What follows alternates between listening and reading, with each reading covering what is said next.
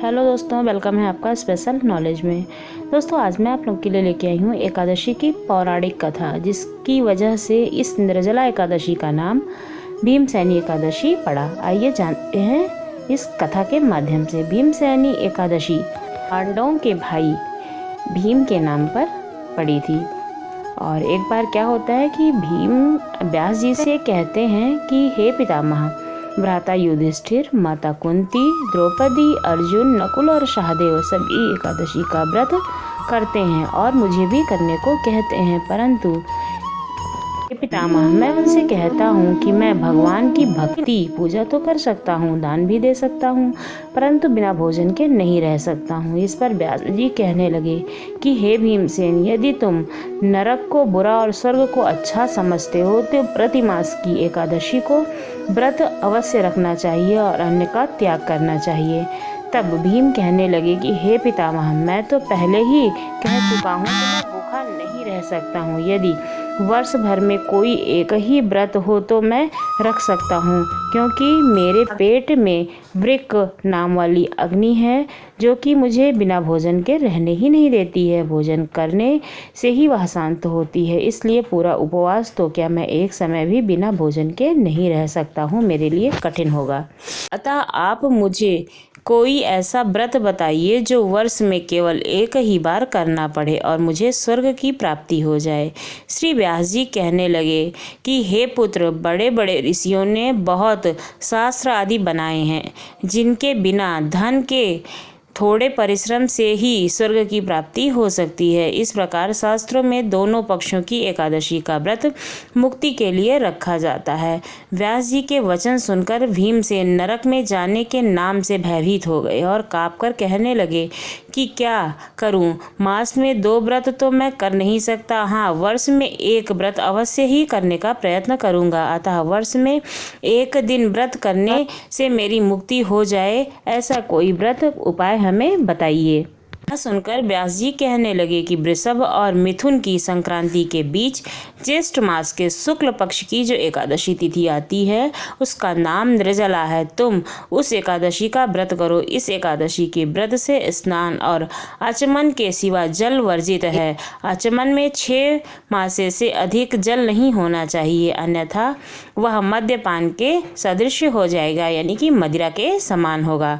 इस दिन भोजन नहीं करना चाहिए, क्योंकि भोजन करने से व्रत नष्ट हो जाता है। यदि एकादशी को सूर्योदय से लेकर द्वादशी के सूर्योदय तक जल ग्रहण ना करें तो उसे सारी एकादशियों के व्रत का फल प्राप्त होता है। द्वादशी को सूर्योदय से पहले उठकर स्नान आदि करके ब्राह्मणों का दान आदि देना चाहिए। इसके पश्चात भूखे और सतपात्र ब्राह्मण को भोजन कराकर बिना आप भोजन ही कर लेना चाहिए। सतपात्र यानी कि जिन्हें वेदों का ज्ञान हो, ऐसे ब्राह्मण। व्यास जी कहने लगे कि हे भीमसेन, यह मुझको स्वयं भगवान ने बताया है। इस एकादशी का पुण्य समस्त तीर्थों और दानों से अधिक है। केवल 1 दिन मनुष्य निर्जल रहने से पापों से मुक्त हो सकता है। जो मनुष्य निर्जला एकादशी का व्रत करते हैं उनकी मृत्यु के समय यमदूत आकर नहीं घेरते हैं, वरना भगवान के पार्षद उन्हें पुष्पक विमान में बिठाकर स्वर्ग को ले जाते हैं। अतः संसार में सबसे श्रेष्ठ निर्जला एकादशी का व्रत है, इसलिए यत्न के साथ इस व्रत को करना चाहिए। उस दिन ओम भगवते वासुदेवाय नमः मंत्र का उच्चारण करना चाहिए और गौदान करना चाहिए। इस प्रकार व्यास जी की आज्ञा अनुसार भीमसेन ने इस व्रत को किया, इसलिए इस एकादशी को भीमसेनी या पांडव एकादशी भी कहते हैं। निर्जला व्रत करने से पूर्व भगवान से प्रार्थना करें कि हे भगवान, आज मैं निर्जला एकादशी का व्रत करता हूँ या करती हूँ, दूसरे दिन भोजन करूंगी। मैं इस व्रत को श्रद्धा पूर्वक कर रही हूँ, अतः आपकी कृपा से मेरे सब पाप नष्ट हो जाएं। इस दिन जल से भरा हुआ एक घड़ा वस्त्र से ढककर स्वर्ण सहित दान करना चाहिए।